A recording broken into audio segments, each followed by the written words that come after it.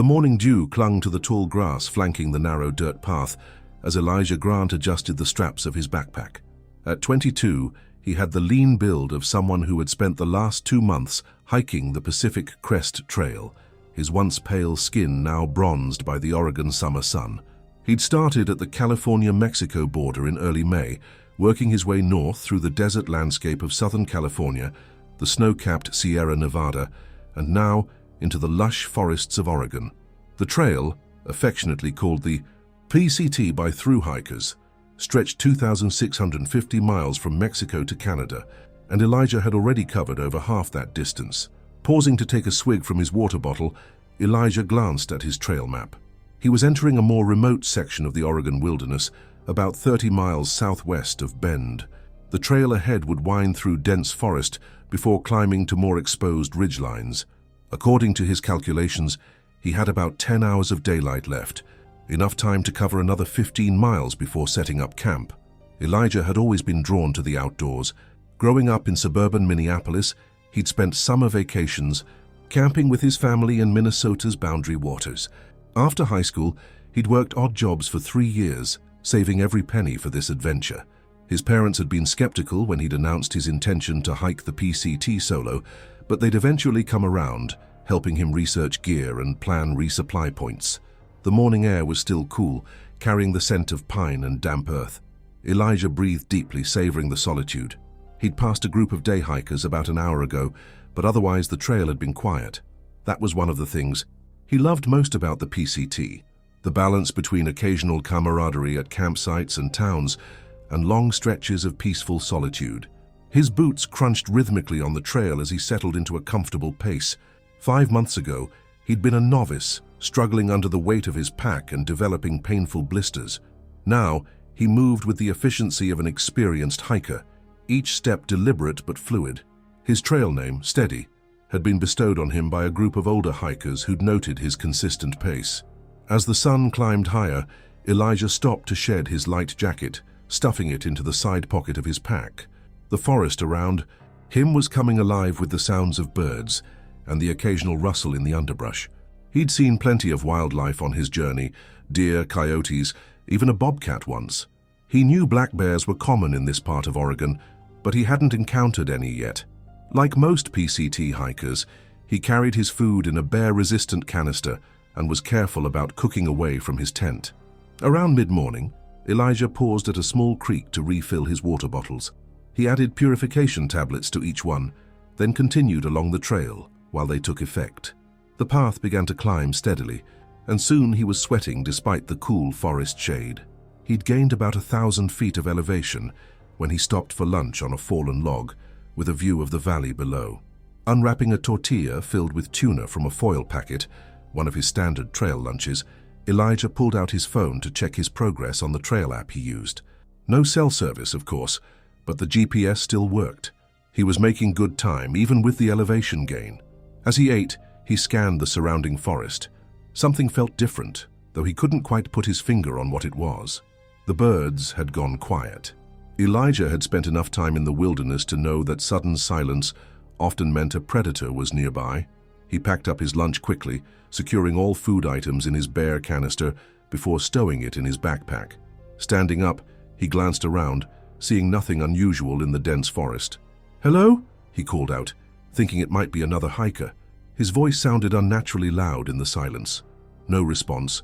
Shrugging off his unease, Elijah hoisted his pack and continued along the trail. He'd gone perhaps a quarter mile when he noticed the tracks, large paw prints in a muddy section of the path. Bear tracks, unmistakably, and they were fresh, the edges still sharp in the soft earth. Judging by the size, they belonged to a black bear, not uncommon in this part of Oregon. Black bears were typically shy and avoided humans, but Elijah knew to be cautious nonetheless. He made more noise as he hiked, occasionally calling out, "Hey bear," as was recommended in bear country. The last thing he wanted was to surprise a bear on the trail. The tracks continued to appear intermittently, sometimes on the trail, sometimes visible in softer patches of ground just off to the side. It seemed the bear was traveling in the same direction as Elijah. By early afternoon, the forest began to thin slightly, offering glimpses of the mountains beyond. Elijah had been hiking steadily for hours, the initial unease about the bear tracks fading as he encountered no actual wildlife. He was about to stop for a quick snack when he caught a flash of movement about 50 yards ahead on the trail. A black bear, its fur glossy in the dappled sunlight, stood on its hind legs, sniffing the air. It was medium-sized as bears go, probably around 250 pounds. Not the largest black bear, but certainly large enough to be dangerous. Elijah froze, his heart suddenly pounding. The bear dropped to all fours and turned its head in his direction. For a long moment they stared at each other across the distance. Elijah knew the protocol for bear encounters. Make yourself look bigger, don't run, back away slowly, speak in a calm, firm voice. "Hey bear," he called, trying to keep his voice steady. "Just passing through, no trouble here." The bear watched him for another moment, then turned and ambled into the forest, disappearing among the trees. Elijah exhaled slowly, his hands shaking slightly. He waited several minutes before proceeding, making plenty of noise as he went. When he reached the spot where the bear had been, he saw more tracks leading off into the woods. For the next hour, Elijah hiked with heightened awareness, frequently glancing over his shoulder and scanning the forest around him. The trail began to climb again, switchbacking up a steeper section of mountain. As he rounded a bend, he caught another glimpse of black fur through the trees ahead. The same bear, moving parallel to the trail about 30 yards into the forest. A chill ran down Elijah's spine, despite the warmth of the afternoon. Was the bear following him? It seemed to be keeping pace, neither approaching nor retreating, just maintaining that distance through the trees. "Go away, bear," Elijah called more forcefully, clapping his hands together to make additional noise. The bear paused, looking in his direction, then continued moving parallel to the trail. Elijah considered his options. He could wait and hope the bear moved on, but that would mean possibly setting up camp with a curious bear in the vicinity. Not an appealing thought. He could try to hike faster and put distance between them, but the trail was climbing steeply now, and he was already tired from a full day of hiking. There was a campground marked on his map about 6 miles ahead, where he might find other hikers, but that was still 3 hours away at his current pace. Deciding that moving forward was the best option, Elijah continued along the trail, keeping a close eye on the bear's movements through the trees. For the next hour, an unsettling pattern emerged. The bear would disappear from view for 10 or 15 minutes, then Elijah would spot it again, still paralleling his path through the forest. It never came closer than about 30 yards, but it was clearly maintaining an interest in him. By late afternoon, Elijah's nerves were frayed. The constant vigilance was exhausting, and the steep trail was taking a toll on his already tired legs. He'd been making more noise than usual, occasionally shouting and clapping, but the bear seemed unfazed. It wasn't behaving aggressively, just persistent. The trail crested a ridge, offering a view of the valley beyond. Elijah could see the path winding down through more forested areas before climbing again to another ridge. He scanned the forest edge, but saw no sign of the bear. Maybe it had finally lost interest. Taking advantage of the apparent respite, Elijah quickened his pace down the other side of the ridge. The trail descended steeply in places, requiring careful footing on loose rock and dirt. He was so focused on his footing that he almost missed the movement ahead until it was too late.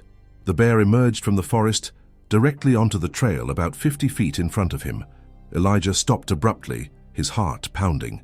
The bear was facing away from him, apparently unaware of his presence.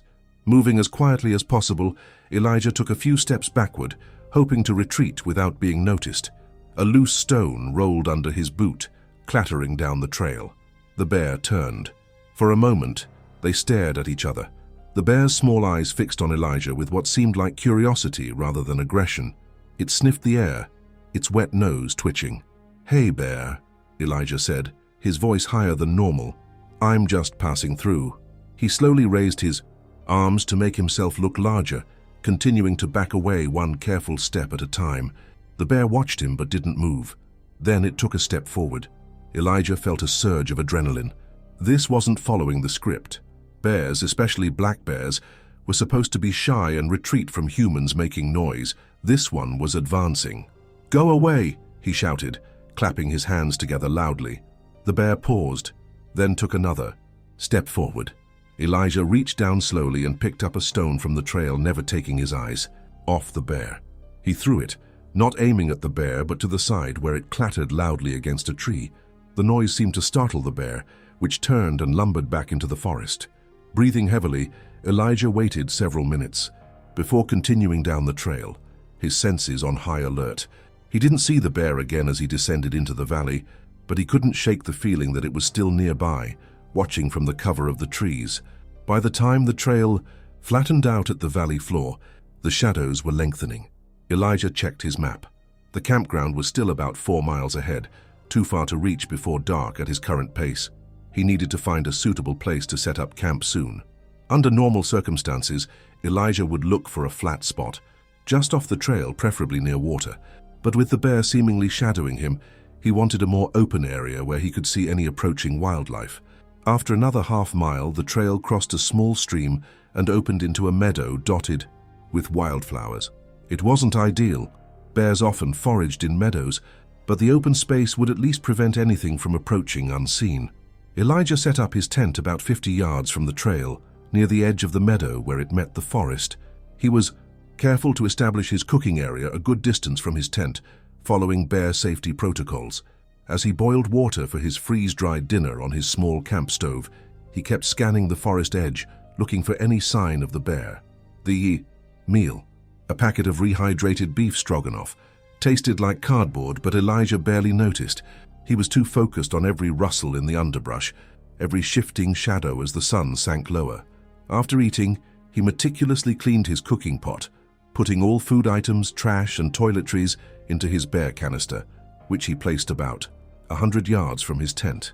As darkness fell, Elijah retreated to his tent, zipping the door closed behind him. He lay on his sleeping bag, too keyed up to sleep despite his physical exhaustion. His headlamp illuminated the thin nylon walls of the tent, creating a small bubble of light in the vast darkness. Outside, the night was alive with sounds. The gurgle of the stream, the chirping of crickets, the occasional hoot of an owl. Elijah checked his phone again. Still no service. He opened his trail journal app and typed a brief entry about the day's events, ending with, "Being followed by a black bear. Not aggressive yet, but persistent. We'll try to reach Highway 58 crossing tomorrow if possible." Despite his anxiety, the physical toll of the day's hike eventually caught up with him. Elijah drifted into a fitful sleep, his dreams filled with pursuing shadows and the sensation of being watched. A rustling sound jolted him awake. Elijah lay perfectly still, listening. The moon had risen, casting a pale light through the tent fabric. The rustling came again, closer this time, followed by a distinct snuffling sound. The bear was investigating his campsite. Elijah's mouth went dry. He reached for his headlamp but hesitated. Would the light scare the bear away or attract it to the tent? The snuffling grew louder, now just yards from his tent. He could hear heavy footfalls on the soft ground, the occasional snap of a twig. "Hey, bear!" Elijah called out, his voice cracking. "Go away!" The sound stopped momentarily, then resumed, now circling around the tent. Elijah's heart hammered in his chest. He had followed all the proper procedures, cooking away from his tent, storing food properly, but this bear seemed unusually interested in him, not just in potential food sources. Making a decision, Elijah flicked on his headlamp and unzipped the tent door just enough to peer out. In the beam of light, he could see the bear about 20 feet away, its eyes reflecting the light with an eerie glow. It was standing by his backpack, which he'd left outside the tent, but which contained no food. "Hey!" Elijah shouted, his voice echoing across the meadow. "Get out of here!" The bear flinched at the sudden noise but didn't retreat. Instead, it rose to its hind legs, towering to its full height of about 5 feet. From this position, it seemed to be getting a better look at Elijah in the tent. Panic surged through him. This wasn't normal bear behavior. Black bears typically avoided confrontation with humans. This one's persistence was deeply unsettling. Grabbing his trekking poles from beside his sleeping bag, Elijah fully unzipped the tent door and stepped out, extending the poles to their full length. Standing at his full height of 6'1", with the poles raising his arms even higher, he hoped to intimidate the bear with his size. "Go away," he bellowed, banging the poles together to create a loud metallic clang. The bear dropped to all fours but still didn't retreat. It took a step toward him, its movements neither rushed nor aggressive, but deliberate. Elijah backed away slowly, maintaining eye contact with the bear. His tent was between them now. The bear approached the tent, sniffing curiously.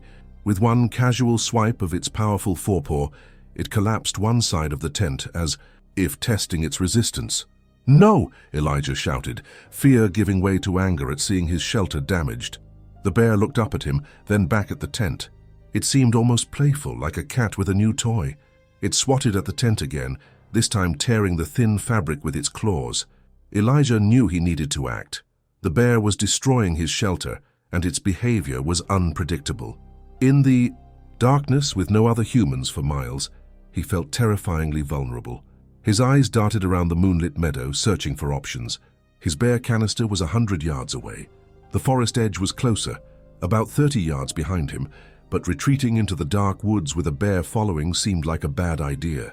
His backpack lay near the damaged tent, containing his first aid kit, water filter, and other survival gear. Making a quick decision, Elijah bent down without taking his eyes off the bear and picked up a fist-sized rock from the ground. He hurled it with all his strength, aiming to land near the bear, not hit it directly. The rock thudded into the ground just feet from the bear, startling it. The bear jerked back, then turned its attention from the tent to Elijah. Its demeanor changed, an alertness entering its posture that hadn't been there before. It took a deliberate step toward him. Elijah's blood ran cold. He grabbed another rock, larger this time, and threw it with a shout. This one struck a tree behind the bear with a loud crack. The bear flinched but continued its advance. In the moonlight, Elijah could see the bear's muscular shoulders rolling as it walked, its head swinging slightly from side to side. Despite their reputation for being less aggressive than grizzlies, black bears were still powerful predators, capable of killing a human with relative ease. Their sharp claws could disembowel, their jaw strength could crush bone. Elijah continued backing away, grabbing and throwing rocks as he went. Most missed the bear entirely, but one struck it on the shoulder.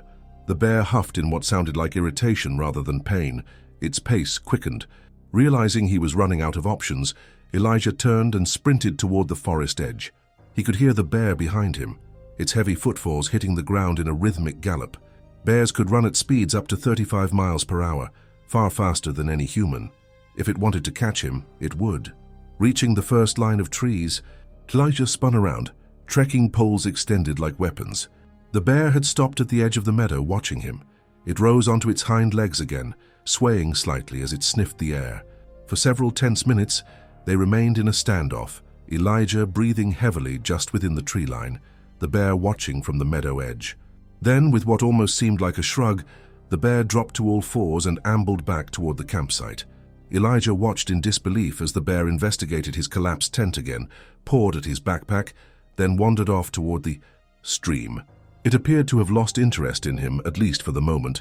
Not willing to test his luck by returning to the campsite while the bear was still in the vicinity, Elijah retreated deeper into the forest, finding a large pine with low branches that he could climb if necessary.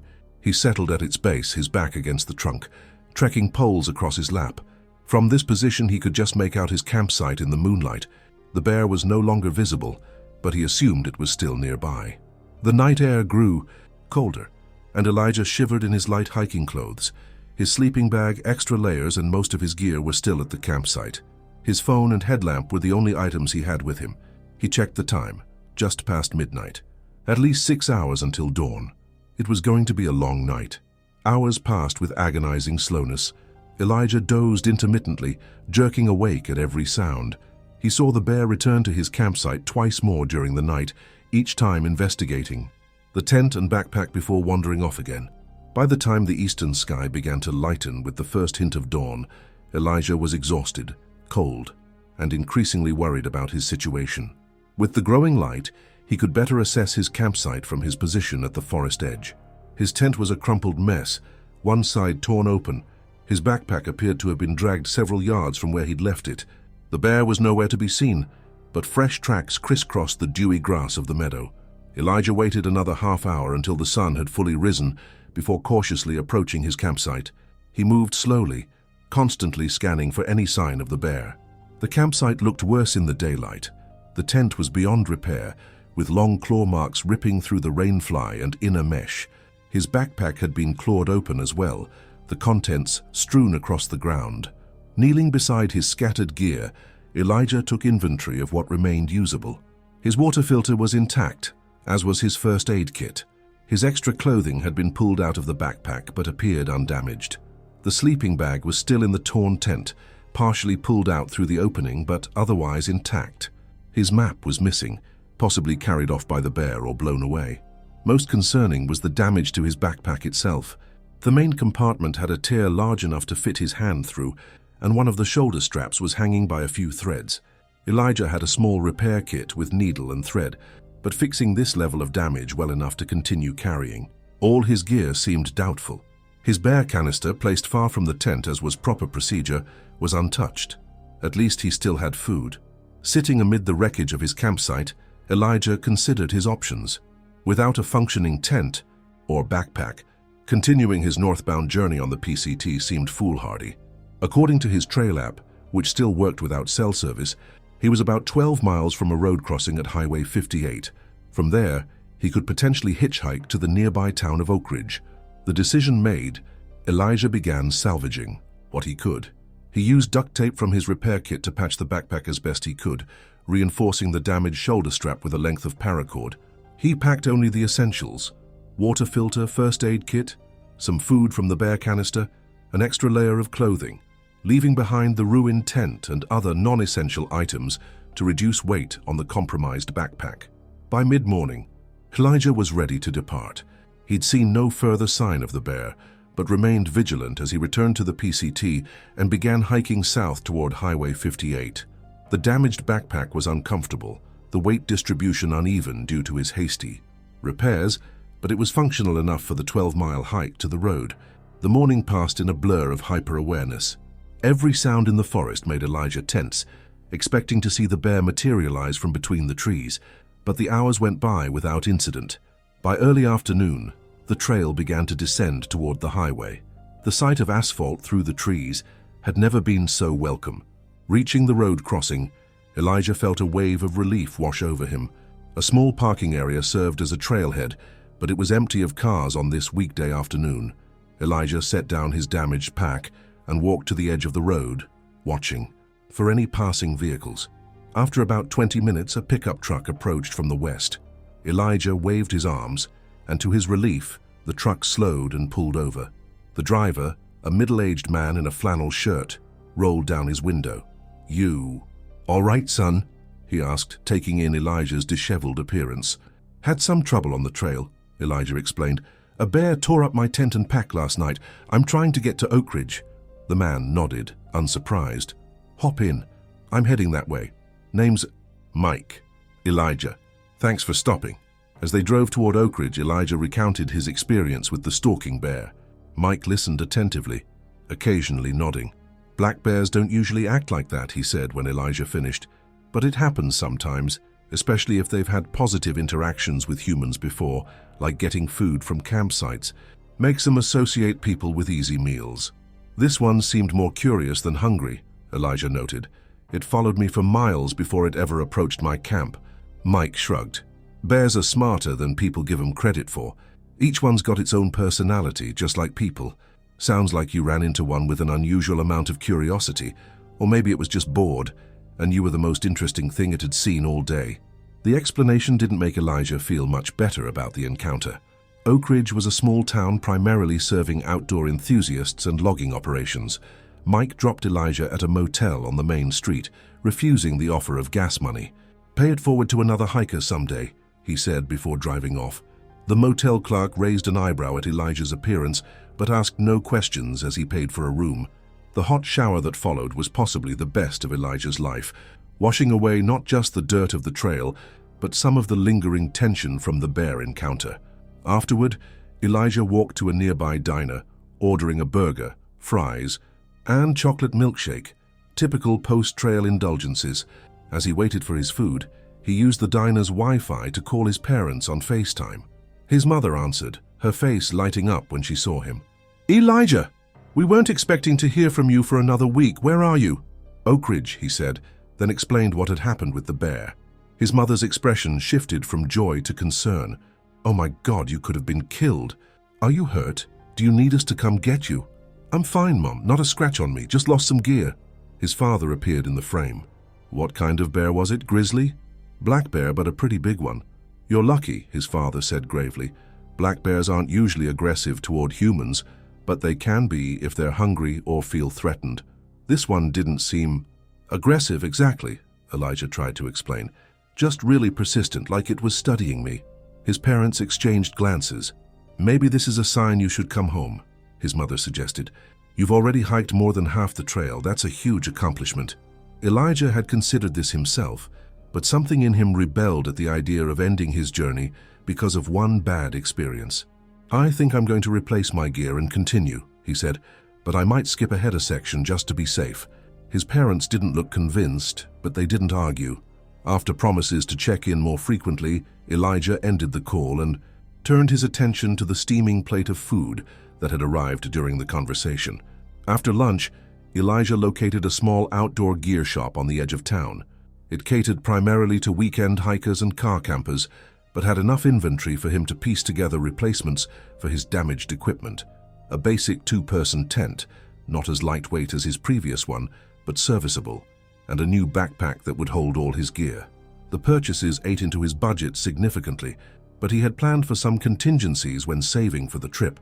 While at the store, Elijah spoke with the owner about reporting the bear encounter. The owner, a weathered man in his 60s, who introduced himself as Terry, directed him to the local ranger station. "Bear encounters happen every year," Terry said, "but one following a hiker for miles isn't common. Rangers might want to keep an eye on that area if there's a bear getting too comfortable around humans." The Forest Service ranger station was a small office attached to a visitor center on the outskirts of town. Inside, Elijah found a ranger. Behind the counter, a young woman with her hair pulled back in a ponytail. "Can I help you?" she asked. Elijah explained his experience on the trail, describing the bear's behavior in detail. The ranger, whose name tag identified her as Ranger Martinez, listened carefully, occasionally making notes on a form. "You did the right things," she said when he finished. "Making noise, trying to scare it off. Black bears aren't usually that. Persistent, but they're individuals. Some are more bold than others." "Should I be worried about other hikers in that area?" Elijah asked. "We'll post an advisory at the trailheads and update our online notifications," she assured him. "But honestly, unless the bear shows a pattern of this behavior with multiple hikers, there's not much else we can do. We don't relocate bears just for being curious. What about the damage to my gear?" Ranger Martinez gave him a sympathetic look. "Unfortunately, that's considered an assumed risk when you're recreating in bear country.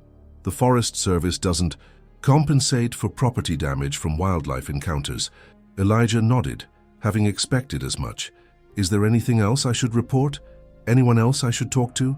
"You could file a report with the state wildlife agency, but they'll tell." "You the same thing," she said. "I'll make sure this goes into our incident database.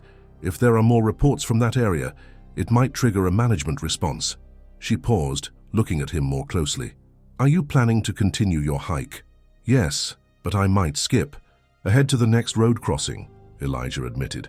"That's not a bad idea," she agreed.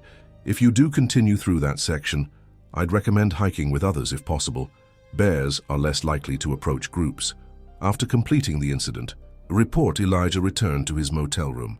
The encounter with the ranger had left him feeling somewhat deflated. While he hadn't expected dramatic action, the casual acceptance of the bear's unusual behavior underscored how little control humans actually had in the wilderness. That evening, Elijah called a trail angel, a local volunteer who helped PCT, hikers with rides and other assistance, who agreed to drive him to the Willamette Pass the next morning, allowing him to bypass the section where he'd encountered the bear. From there, he would continue his northbound journey. Before turning in for the night, Elijah updated his trail blog with an account of his bear encounter. He kept the tone matter-of-fact, detailing what had happened without embellishment, along with the lessons he'd learned. He concluded with his plans to continue hiking, noting that while he'd be more cautious in bear country, he wasn't going to let fear end his PCT adventure. The post immediately generated comments from other hikers expressing concern and sharing their own wildlife encounters. A few questioned his decision to continue, while others commended his resilience. One comment from an experienced backcountry guide caught his attention. Black bears with unusually bold behavior around humans have often had positive human interactions before, usually involving food. This bear might have been fed by someone, intentionally or not, which is why it was so persistent. You did the right thing by reporting it. The insight made sense to Elijah. It was easier to understand the bear's behavior as a learned response rather than some kind of anomalous curiosity. Still, the explanation didn't make the memory of those watching eyes in the darkness any less unnerving. As he drifted off to sleep in the unfamiliar motel bed, Elijah found himself wondering about the bear. Was it still in that meadow, investigating the remains of his abandoned tent? Had it moved on to follow another hiker? Or had it returned to whatever normal bear activities occupied its days when it wasn't stalking humans? The next morning, the trail angel, a retired teacher named Carol, picked him up as promised. During the hour-long drive to Willamette Pass, they chatted about the trail and her experiences helping hikers over the years. "Bear encounters are rare but not unheard of," she said, when he mentioned his experience. "Usually they're brief. The bear runs off as soon as it notices a human. Yours is one of the more unusual stories I've heard." At the pass, Carol wished him well, extracting a promise that he'd check in when he reached the next town. With his new gear properly packed and adjusted, Elijah set off on the trail once more. The first few miles were tense, every rustle in the underbrush making him jump. But as the day wore on with no sign of wildlife larger than a squirrel, Elijah gradually relaxed back into the rhythm of hiking. The landscape here was different, more open, with views of mountain peaks and alpine meadows. The beauty of it reminded him why he'd undertaken this journey in the first place. That night, camping, at a designated site with several other hikers, Elijah slept soundly for the first time since the encounter. Over the following days, as he continued north through Oregon, the bear incident began to take on a dreamlike quality, still vivid in his memory, but increasingly separated from his day-to-day experience on the trail. He continued to be more cautious than before, making more noise while hiking, being even more meticulous about food storage, preferring established campsites to isolated spots. But the paralyzing fear receded. He shared his story with other hikers he met, finding that most had their own tales of wilderness encounters, if not with bears, then with other challenges: extreme weather, injury, equipment failure. 3 weeks later, crossing into Washington State, Elijah realized that the bear encounter had become just another part of his PCT story, a particularly dramatic chapter, but not the defining one. The trail had taught him many lessons about nature, about resilience, about the delicate balance between respect for wilderness and fear of it. As he hiked through the spectacular Alpine Lakes wilderness with its crystal-clear mountain tarns and jagged peaks, Elijah found himself grateful for the entire journey, bear encounter included. It had tested him in ways he hadn't anticipated, and he'd come through it changed but unbroken. At the Canadian border, standing beside the PCT's Northern Monument, Elijah thought back to that night in the Oregon forest, the bear's eyes reflecting his headlamp beam.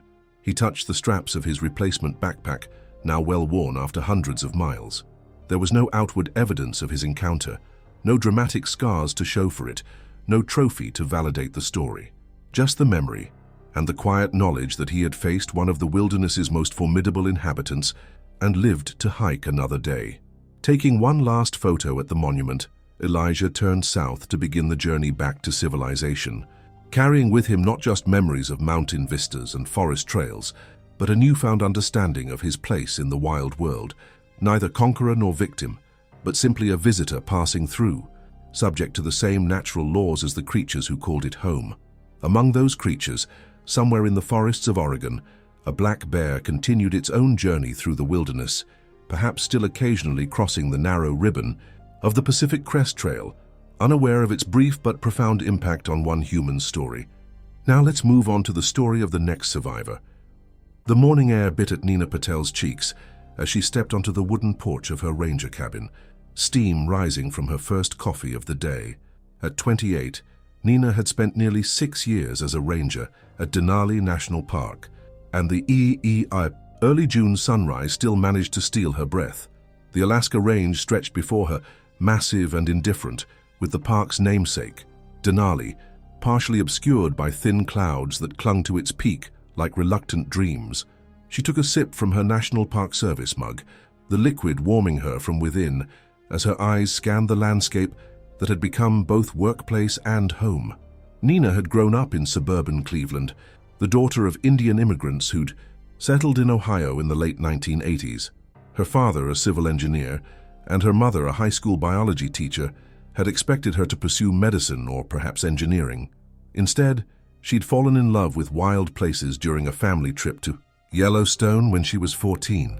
By the time she finished her degree in wildlife biology at the University of Montana, Nina knew exactly where she wanted to be, somewhere vast and untamed, where humans were visitors rather than permanent fixtures. Denali had been her third choice when applying for ranger positions, but after her first summer season, she couldn't imagine working anywhere else. The park's 6 million acres of wilderness housed everything from tiny pika to massive grizzly bears, and Nina had dedicated herself to knowing as much about them as possible. She'd worked her way up from seasonal interpreter to full-time backcountry ranger, specializing in wildlife management and visitor safety. Her radio crackled to life, interrupting her moment of morning contemplation. "Nina, you copy." The voice belonged to Mark Daniels, her supervisor and the park's chief ranger. She set her coffee down and unclipped the radio from her belt. "Copy, Mark. What's up?" "Got a situation near Eielson." Hiker reported seeing what sounds like a hurt person about a quarter-mile off the Thoroughfare Ridge Trail. "Search and rescue is mobilizing, but you're closest. Can you head there now?" Nina was already moving back inside her cabin. "On my way." "Any details on the injured party?" "Negative. Just that they might have seen blood." Hiker didn't approach, did the right thing and came straight to the visitor center to report. "I can be there in 20 minutes. Coordinates?" Mark rattled off the location, and Nina jotted them down on the small notepad she kept by the door. "Heading out now," she confirmed. "Take precautions, Nina. We've had multiple bear sightings in that area this week." "Copy that. I'll stay on the radio." Nina moved with practiced efficiency, gathering her medical kit, bear spray, and agency firearm. As a backcountry ranger, she was among the few park staff authorized to carry a weapon, a Glock 20 in 10mm standard issue for bear country. Though she'd drawn it during tense wildlife encounters before, she'd never fired it outside of required training. She hoped today wouldn't change that. She grabbed additional first aid supplies, uncertain what awaited her, and tossed everything into her Park Service SUV. The Thoroughfare Ridge area was known for its stunning alpine views, but also for frequent wildlife sightings. While scanning the road ahead, Nina ran through potential scenarios in her mind.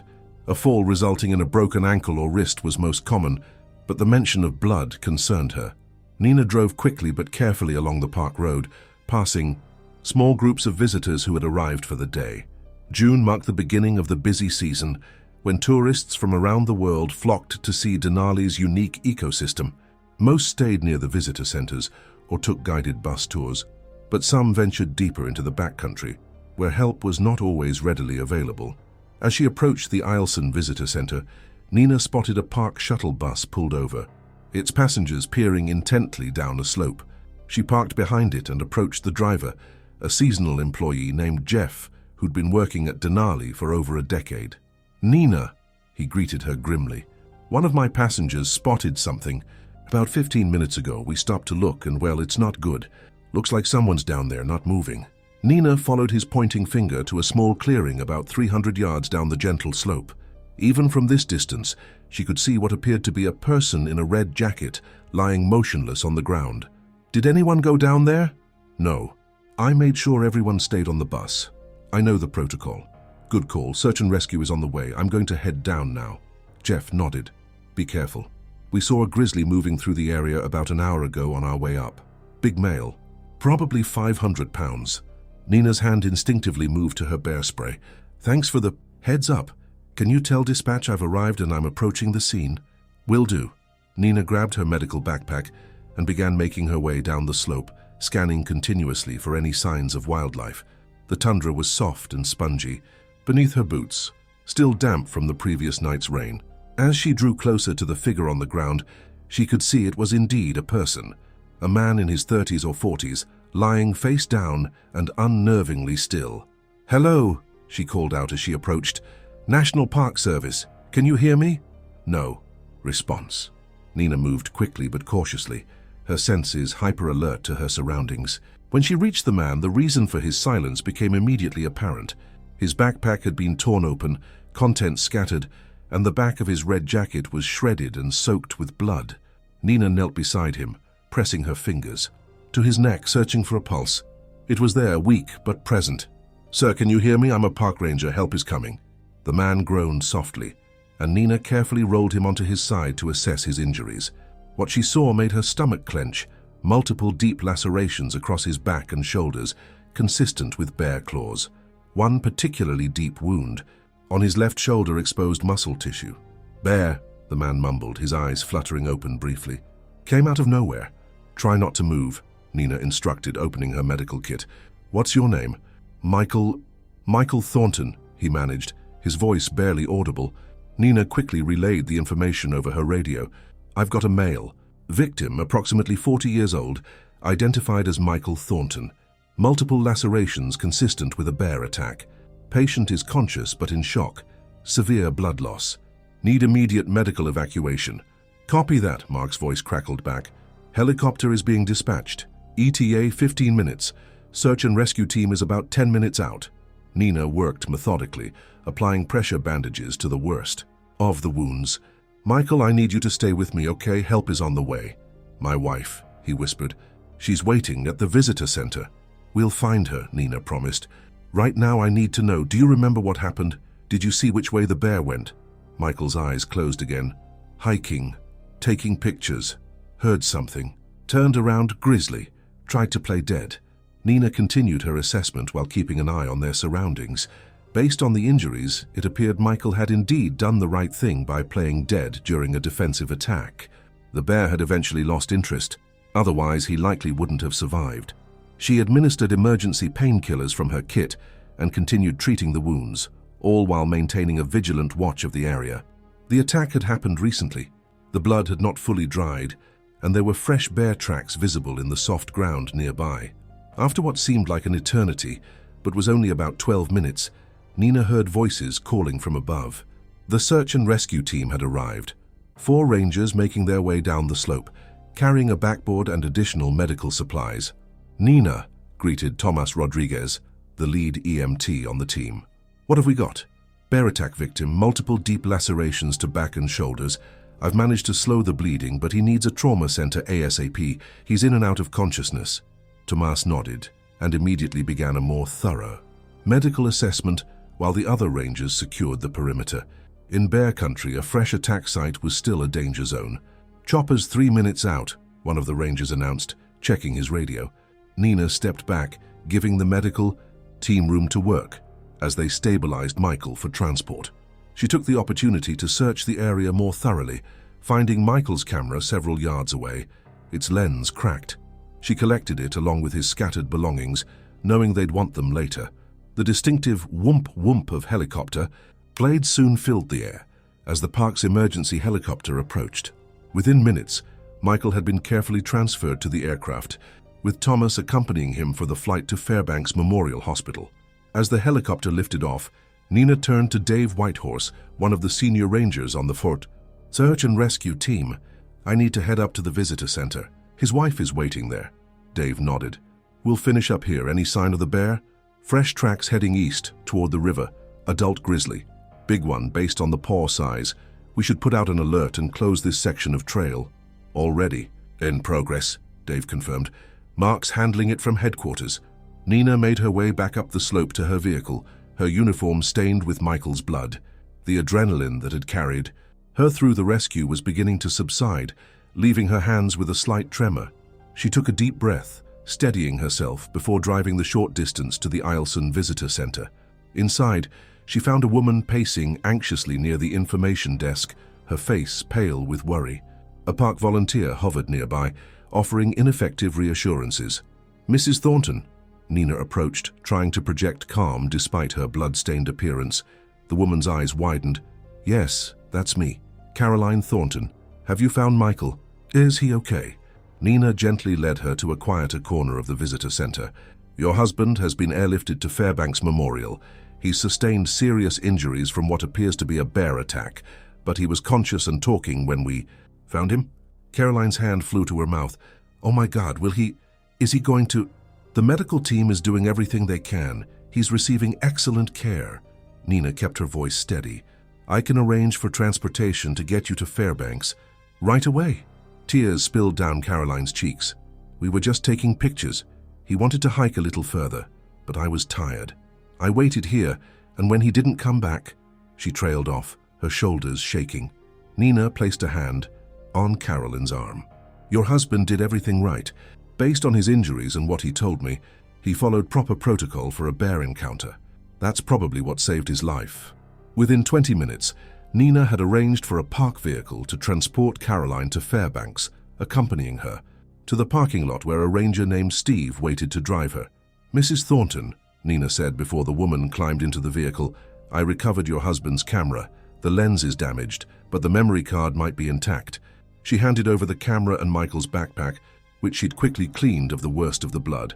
Caroline clutched the items to her chest. Thank you, she whispered. After watching the vehicle pull away, Nina returned to the visitor center. A small crowd had gathered, visitors murmuring about the incident. She knew rumors would spread quickly, potentially causing panic among tourists who weren't accustomed to the realities of wilderness. Nina approached the information desk where Liz Cooper, the center's coordinator, was already fielding questions. Liz, I need to clean up, and then we should brief the staff. Is the conference room available? Of course. There's a change of clothes in the staff area. Standard procedure after incidents. 15 minutes later, having washed the blood from her hands and changed into a clean uniform, Nina stood before the assembled visitor center staff. Their faces reflected concern and curiosity. At approximately 8:45 this morning, a visitor was injured in a bear attack near the Thoroughfare Ridge Trail, she began, her voice professional. The victim has been transported to Fairbanks and is receiving treatment. As a precaution, we've temporarily closed that section of the park. What kind of bear? Asked one of the seasonal interpreters. Evidence suggests a large male grizzly. This appears to be a defensive encounter, not predatory behavior. Wildlife management team is monitoring the situation, but we need to ensure all visitors receive proper safety briefings today. The meeting continued with Nina outlining the adjusted protocols for the day, increased ranger presence on popular trails, additional bear safety talks, and temporary restrictions on certain backcountry permits. By the time she finished, it was nearly noon, and her radio crackled with Mark's voice requesting an update. I'll be back at headquarters in 30 minutes, she told him. Visitor center staff has been briefed. Good work, Nina. We've got reports of at least 2 different grizzlies in that area. Wildlife team is tracking them now. We need to debrief and file incident reports once you're back. Nina acknowledged and headed to her vehicle. As she drove back toward park headquarters, the morning's events replayed in her mind. Bear attacks were relatively rare in Denali. Visitors were more likely to suffer from hypothermia or twisted ankles than wildlife encounters. But they did happen. Most were defensive, triggered when humans accidentally surprised a bear, particularly a sow with cubs. Based on the tracks and the nature of Michael's injuries, this appeared to be an adult male, possibly defending a food cache or simply startled. The rest of the afternoon passed in a blur of paperwork and meetings. Nina provided detailed reports, marking the attack location on maps and describing the bear tracks she'd observed.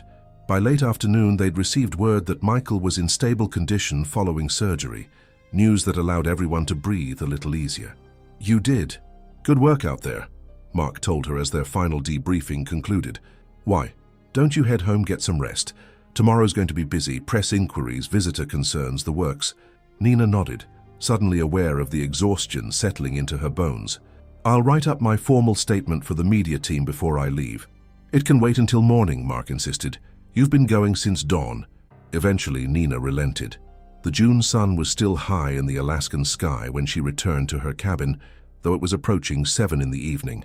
One of the disorienting aspects of summer in Alaska was the nearly constant daylight, which could make it difficult to wind down at the end of a long day. After a hot shower that washed away the last physical traces of the morning's rescue, Nina sat on her porch with a simple dinner, pasta with canned sauce from her small pantry. While she ate, she jotted notes about the incident in her personal Journal, a habit she'd maintained since her first season as a ranger. The journal entries helped her process the often intense experiences that came with the job and served as a valuable reference when similar situations arose. Her phone chimed with a text from her parents in Cleveland, their usual evening check-in. Nina responded with assurances that she was fine, deciding to omit details of the bear attack for now. Her mother already worried enough about her daughter's chosen profession in what she called the wilderness at the end of the world. As twilight finally began to soften the Alaskan landscape, more a dimming than true darkness this time of year, Nina found herself too restless for sleep. The adrenaline had long since worn off, but her mind remained active, processing the day's events. She decided a short walk might help clear her head. Ranger housing was clustered near park headquarters, a small community of cabins and modest homes housing year-round staff. A network of trails connected the area, offering easy routes for walking or cross-country skiing, depending on the season. Nina chose a familiar path that looped through a stand of spruce before emerging at a small overlook. She walked slowly, deliberately focusing on her surroundings rather than the memories of Michael Thornton's blood-soaked jacket. The spruce trees swayed gently in the evening breeze, their scent sharp and cleansing. Underfoot, the path was cushioned with years of fallen needles. Somewhere in the distance, a bird called, probably a varied thrush based on the distinctive melody. Nina had nearly reached the overlook when she felt it. A subtle shift in the atmosphere, a prickling awareness at the base of her skull that she'd learned never to ignore. She stopped, listening intently. The bird had gone silent. Slowly, carefully, she scanned her surroundings, her hand moving instinctively toward the bear spray she always carried, even on casual walks near the residential area. The thick undergrowth flanking the trail revealed nothing unusual, but the silence felt loaded, expectant. Then she caught it, a subtle movement about 30 yards ahead, where the trail bent around a large boulder. Something large was moving through the brush. Nina took a step backward, then another, preparing to retreat the way she'd come. Wild animals, even predators, generally preferred to avoid humans. Given enough space and warning, most would choose to disappear rather than confront. But as Nina watched, a massive form emerged onto the trail, a grizzly bear, its shoulder hump distinctive even in the dimming light. It was enormous, easily 500 pounds, with dark brown fur that appeared almost black in the shadows. The bear paused, its nose lifting to test the air. Nina stood perfectly still, her mind racing through protocol she knew by heart. She was downwind, which was good. The bear might not have caught her scent yet. She needed to back away slowly, without running or making sudden movements. Her cabin was less than half a mile back along the trail. If she could retreat without drawing attention, the bear would likely continue on its way. She took another careful step backward, then another. The bear remained motionless, still sampling the air. Nina allowed herself a flicker of hope that this encounter would end without incident. Then the wind shifted. The change was subtle, just a slight redirection of the cool evening breeze, but it was enough. The bear's head swung toward her, its small eyes fixing on her with unmistakable recognition. It dropped to all fours, snout working as it processed her scent. Nina knew better than to run. Running triggered a predatory response in bears.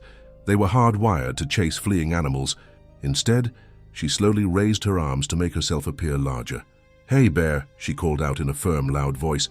"I see you there. I'm just going to move along." The bear rose up on its hind legs. Not a charging posture, but an information-gathering one. Standing upright gave it a better vantage point, allowing it to see and smell more effectively. It was an impressive sight, nearly 9 feet tall when upright, powerful and primally intimidating. Nina continued her slow retreat, maintaining eye contact without staring directly at the bear, which could be perceived as a challenge. "Moving away now, bear, no trouble here."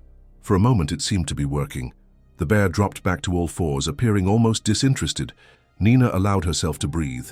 Then, without warning, the animal huffed, a sharp exhalation that bear biologists recognized as a sign of stress or agitation, and took a deliberate step toward her. Nina unholstered her bear spray, removing the safety clip with practiced efficiency. "Hey, back off!" she shouted firmly, trying to project confidence rather than fear. The bear paused, seemingly startled by her sharp tone. For 3 heartbeats they were locked in a standoff, human and bear evaluating each other across 30 yards of boreal.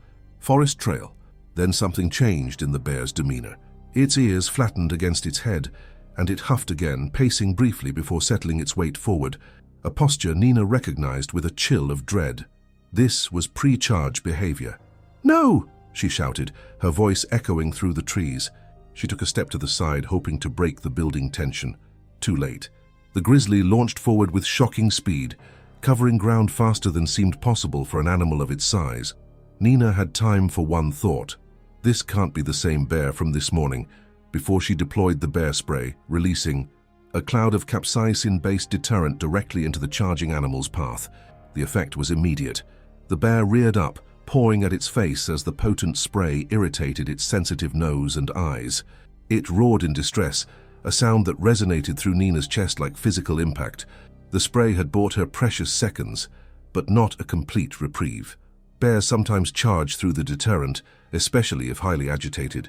Nina took advantage of the momentary disruption to move quickly toward a stand of closely grouped trees. If necessary, she could attempt to climb, though she knew grizzlies were fully capable of following humans up trees, if motivated enough. The bear was shaking its head violently, trying to clear the burning sensation. Nina edged around the largest tree, keeping the trunk between herself and the animal. Her heart hammered against her ribs, and she fumbled at her belt for her radio, dropping it in her haste. It clattered against an exposed root, suddenly impossibly loud in the tense silence. The bear's head snapped up at the sound, its eyes finding her despite the lingering effects of the spray. Nina saw the moment it decided, a shifting of weight, a tensing of powerful muscles. The second charge was even faster than the first, covering the remaining distance between them in seconds. Nina dove to the side, but not quickly enough. The bear's massive paw caught her across the shoulder and upper back, the impact sending her sprawling onto the forest floor. Pain exploded across her left side as she felt something give way, her collarbone, she realized with detached clarity. Training took over. Nina curled into a protective ball, hands clasped behind her neck, elbows shielding her face. The classic play-dead position was the recommended response to a defensive attack from a grizzly.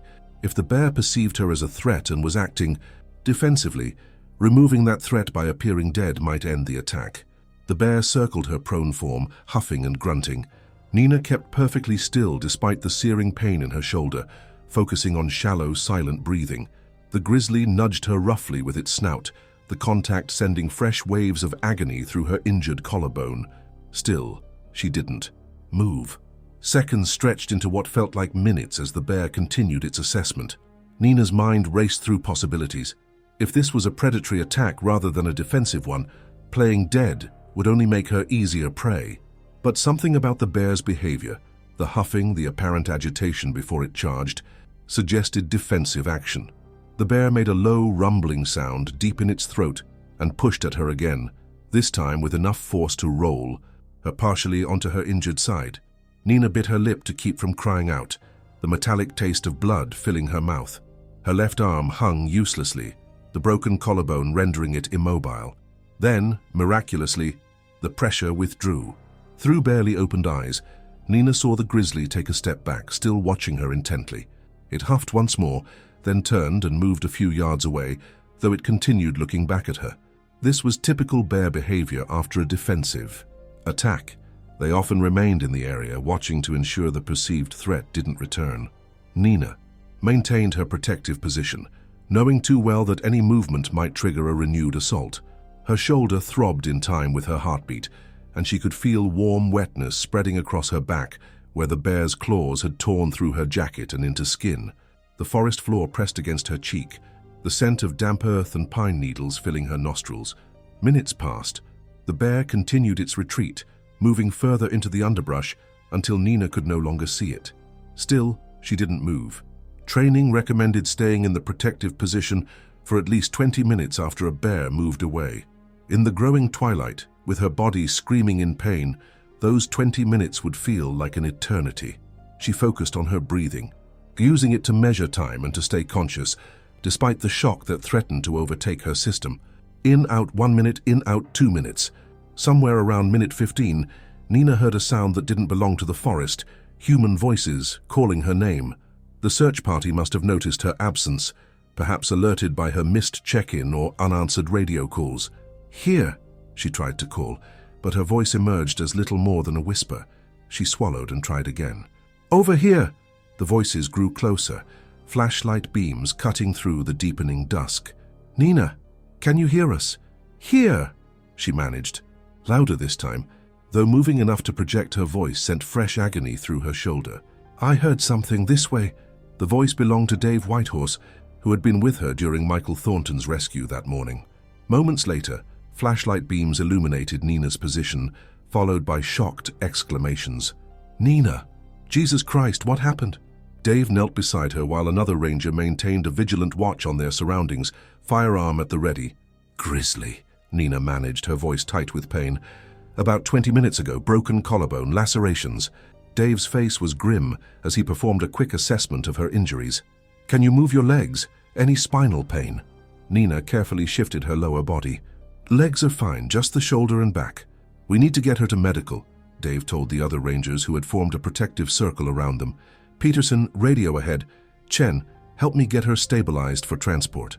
Ranger Chen Apo, former combat medic, quickly cut away the fabric of Nina's jacket to assess the claw marks on her back. 4 distinct lacerations, relatively shallow except for one across the shoulder blade. Significant contusion forming around the clavicle. Definite fracture, but skin isn't broken there. The pain had settled into a persistent, throbbing presence. As the rangers worked to immobilize Nina's injured shoulder and prepare her for evacuation, an arm sling was fashioned, and Chen applied pressure bandages to the deeper wounds on her back. "What were you doing out here alone?" Dave asked, as they waited for the transport team to arrive with a backboard. "Needed to clear my head after this morning," Nina admitted, her voice strained. "Routine trail, close to housing. Never expected. Same bear, you think?" Nina considered. "Don't think so. This one was bigger, darker coloration." Dave frowned. 2 aggressive bears in one day isn't good. We'll need to reassess the whole area." The evacuation team arrived, and the process of moving Nina onto the backboard was an exercise in controlled agony. Every movement sent flares of pain shooting from her collarbone, but she bit back cries, focusing instead on the technical aspects of what was happening, as though she were observing someone else's rescue rather than experiencing her own. The journey back to the ranger station seemed both endless and strangely compressed, time losing meaning through the haze of pain and the onset of shock. Nina found herself being loaded into the same helicopter that had airlifted Michael Thornton. Earlier that day, the irony not lost on her despite her condition. "Fairbanks Memorial, Nina," Dave told her as the medic secured her for transport. "We'll be right behind you, hang in there." The helicopter lifted off, its vibrations sending uncomfortable jolts through Nina's injured body. The attending medic, not Thomas this time, but a woman named Sarah whom Nina recognized from joint training exercises, efficiently established an IV and administered something for the pain. As the medication took effect, the sharp edges of Nina's discomfort began to blur, allowing her thoughts to drift. 2 bear encounters in one day in the same general area of the park was unusual, especially since both had resulted in attacks. Grizzlies typically avoided humans when possible, with most encounters consisting of nothing more dramatic than distant sightings. Nina had worked at Denali for nearly 6 years and had never been involved in a bear attack incident prior to today, either as rescuer or victim. The helicopter journey to Fairbanks took just under an hour, during which Nina drifted in and out of full awareness, the pain medication creating a buffer between her and reality. She roused more fully as they landed at the hospital, the change in the helicopter's rhythm pulling her back to the present. The emergency department staff moved with practiced efficiency, transferring her from the helicopter gurney to a hospital bed and wheeling her directly into a trauma room. Nina answered questions automatically, her ranger training allowing her to provide clear information despite her condition. 28-year-old female, bear attack victim, approximately 90 minutes ago. No loss of consciousness. Yes. Broken left clavicle and multiple lacerations to the upper back. No known allergies. X-rays confirmed what Nina already knew. Her left clavicle had a clean break near the shoulder. The doctor, a woman in her 50s with silver-streaked hair and steady hands, explained that the fracture wouldn't require surgery, but would need immobilization and time to heal. "You're actually quite fortunate," she told Nina, as a nurse cleaned and dressed the claw wounds on her back. The lacerations aren't as deep as they could have been. Your jacket provided some protection, and the collarbone break is clean. No bone fragments or displacement. Nina managed a weak smile. So I won't set off metal detectors at airports. The doctor returned the smile. No plates or screws needed. We'll put you in a figure-8 splint to immobilize the shoulder and let nature do its work. 6 to 8 weeks for full healing, though the first 2 will be the most restrictive. The mention of weeks of recovery caused Nina's first real moment of personal concern. What about work? I'm a backcountry ranger. Light duty only for at least 6 weeks, the doctor said firmly. No lifting, no strenuous activity. Your body needs to dedicate energy to healing, not climbing mountains and wrestling bears. The unintentional irony of the doctor's last statement hung in the air between them for a moment before Nina let out a small, pained laugh. Technically, I didn't wrestle the bear, more like I curled up and let it bat me around. Which is exactly what saved your life, came a new voice from the doorway. Nina looked up to see Mark Daniels, her supervisor, standing just inside the trauma room. He looked tired and worried, his normally neat uniform rumpled. Mark, how? Did you get here so fast? Drove like hell once, I heard. He approached her bedside, visibly relieved to find her conscious and coherent. Dave radioed in the basics. 2 bear encounters in 1 day. You're setting some kind of record, Patel. Not the kind I was aiming for, Nina replied, wincing as the nurse applied antiseptic to one of the deeper lacerations. Mark's expression sobered. What happened out there, Nina? That trail is practically in our backyard. Nina recounted the encounter, the initial sighting, the wind shift, the bear spray deployment, and finally the attack itself. Mark listened intently, occasionally asking clarifying questions that helped Nina reconstruct the sequence of events with ranger precision rather than victim emotion. The wildlife team is already investigating, he told her when she'd finished. Based on your description and the tracks they found, it's definitely not the same bear from this morning. We've got at least 2 grizzlies in unusual proximity to the developed areas. Nina frowned. Food conditioned? Possibly. Or there might be a natural food source drawing them in. We've had reports of a moose carcass somewhere in that valley. Either way, we're initiating heightened protocols. No solo hiking for staff, even on residential trails, until we get a better handle on the situation. The doctor, who had been listening while examining the x-rays more thoroughly, interrupted. I need to finish treating Miss Patel now. You can continue your debriefing tomorrow after she's rested. Mark nodded. Of course, sorry, doctor. He turned back to Nina. I'll be back in the morning. Your parents have been notified. Park protocol for injured staff. Try not to worry about anything, except getting better. After Mark left, the medical team completed Nina's treatment, cleaning and dressing the lacerations, fitting her with the figure-8 splint that pulled her shoulders back uncomfortably, and administering antibiotics to prevent infection. By the time she was settled in a private room, it was past midnight, and exhaustion pressed down on her like a physical weight. Yet despite her fatigue and the lingering effects of pain medication, sleep proved elusive. Each time Nina closed her eyes, she saw the bear charging, felt the impact of its paw, heard the crack of her collarbone giving way. The hospital room's unfamiliar sounds and antiseptic smell kept her from fully relaxing. She found herself replaying both bear incidents from the day, looking for patterns or explanations. The morning attack on Michael Thornton had occurred several miles from her own encounter, but both bears had exhibited unusual aggression. Grizzlies typically avoided humans unless provoked by proximity to cubs, defense of a food source, or being startled at close range. Nina's thoughts were interrupted by a nurse coming to check her vital signs. Can't sleep? The nurse asked kindly, noting Nina's open eyes. Too much going through my mind. The nurse, her badge read Amelia, nodded understandingly as she recorded Nina's blood pressure. That's common with trauma patients. Your body might be exhausted, but your brain is still processing what happened. Would you like something to help you sleep? Nina hesitated before agreeing. As a ranger, she prided herself on mental and physical toughness, but she recognized that rest was essential for recovery. The nurse returned with a small pill that Nina swallowed without question, too tired to ask about specifics. Within 20 minutes, the medication began to take effect, smoothing the jagged edges of Nina's thoughts and allowing sleep to finally claim her. Her last conscious thought was of the bear, not in attack mode but standing upright on the trail, powerful and wild, exactly as it was meant to be. Morning arrived with the disorienting confusion that often accompanies waking in an unfamiliar place. For a few blissful seconds, Nina didn't remember where she was or why. Then she shifted slightly and pain flared across her shoulder and back, bringing reality into sharp focus. Hospital, bear attack, broken collarbone. Sunlight streamed through, half-drawn blinds, indicating it was well into the morning. A glance at the wall clock confirmed this, 9:17 a.m. Nina couldn't remember the last time she'd slept past 6 o'clock. A different nurse entered, carrying a breakfast tray. "Good morning, glad to see you awake. I'm Luis. How's the pain level this morning on a scale of 1 to 10? Nina assessed herself honestly. "About a 6 when I move, 4 when I'm still." Luis nodded, setting down the tray and checking her IV.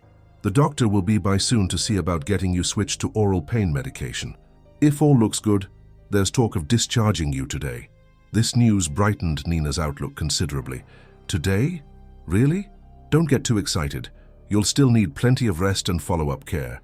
But yes, if someone can come get you and stay with you for at least the first 24 hours, the doctor seemed to think you could recover at home." Home.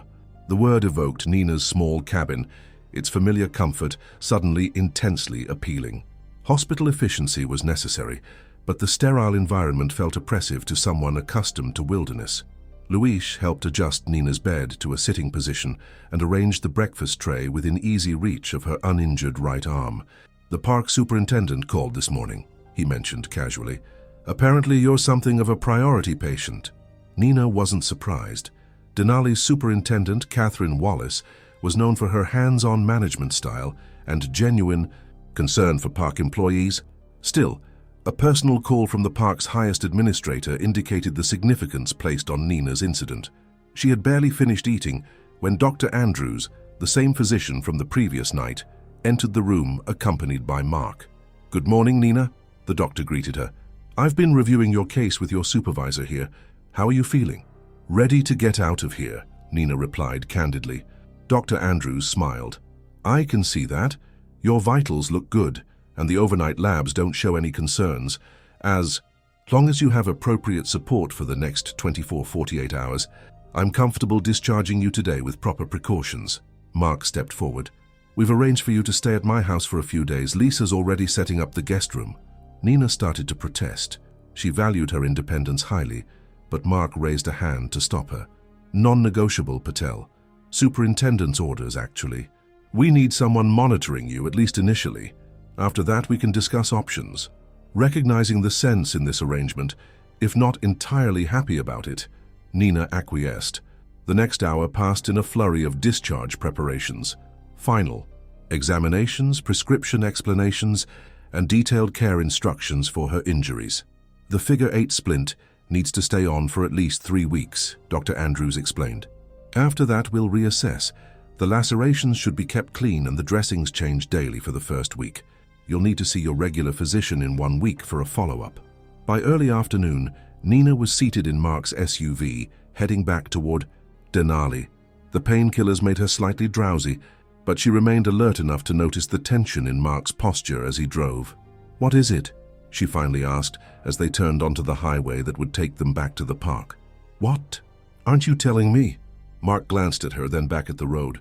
"We found the moose carcass this morning, half-eaten about a quarter-mile from where you were attacked. Wildlife team confirmed 2 different grizzlies have been feeding on it, based on track size and pattern. That explains the unusual proximity to developed areas," Nina noted. "They were defending a food source." "Yes, we've closed all trails within a mile radius and posted warnings throughout the park." Mark paused, his knuckles whitening slightly on the steering wheel. "The thing is, Nina, the press got hold of the story. Both attacks same day, one victim a tourist and one a ranger. It's exactly the kind of narrative they love." Nina suppressed a groan. "How bad?" "CNN picked it up this morning. Local stations had it last night. Superintendent Wallace has been fielding calls from everyone from the Anchorage Daily News to National Geographic. There's even a film crew from some nature documentary series asking for interviews." The implications sank in. Bear attacks always generated media interest, playing into primal fears despite their statistical rarity. 2 attacks in 1 day in Die Spitzenzer, a national park, created exactly the kind of sensational story that could damage the delicate balance between wildlife conservation and public access. "What's our position?" Nina asked, automatically shifting into professional mode despite her injuries.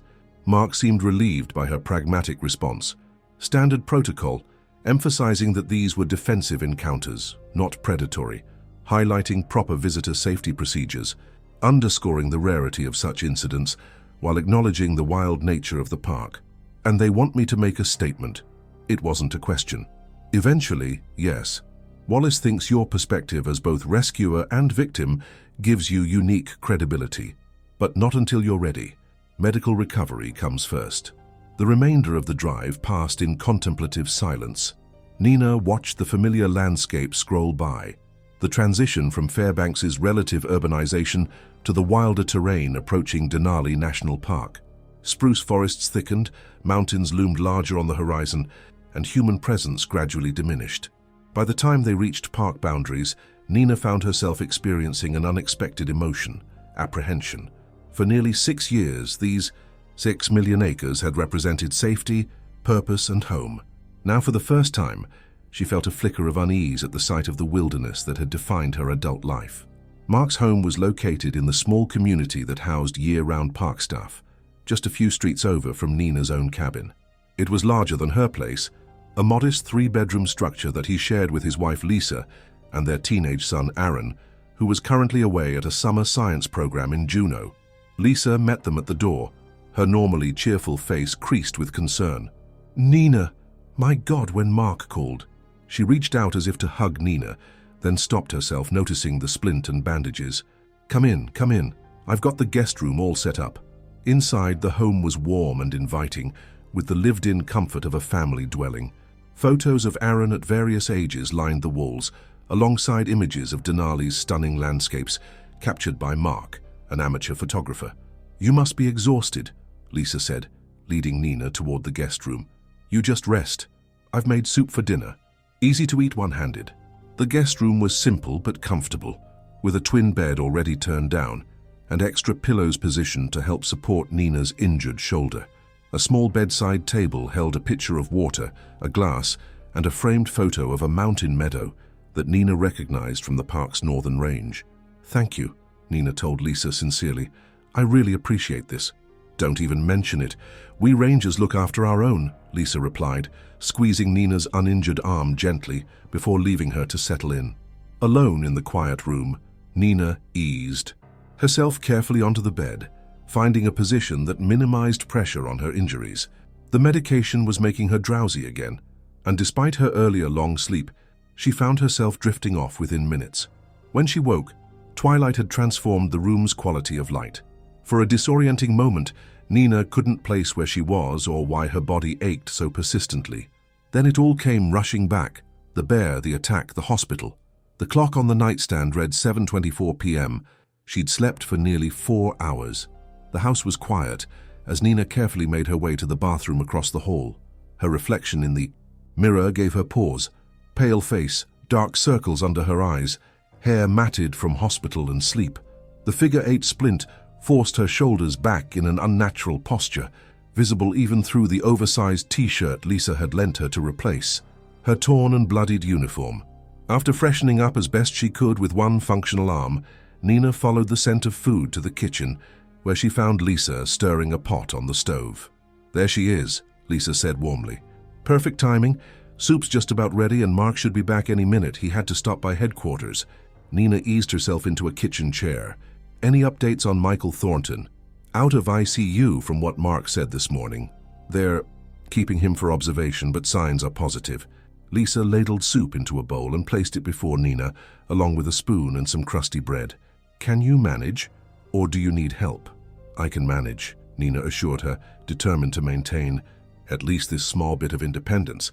She awkwardly spooned soup with her right hand, discovering that even this simple act required adjustment, with her left arm immobilized. Mark arrived just as they were finishing dinner, carrying a folder of paperwork and looking weary. He brightened at the sight of Nina up and about. "You're looking better," he observed, hanging his jacket by the door. "Amazing what sleep and food can do," Nina replied. "What's the latest at HQ?" Mark joined them at the table, accepting the bowl of soup Lisa placed before him with a grateful nod. Wildlife team's been tracking the bears.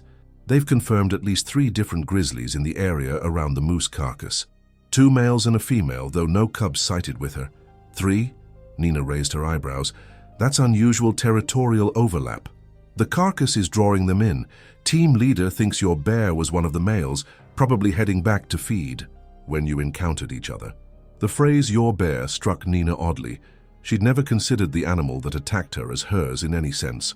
It was simply a wild creature acting on instinct, defending a food source in its territory.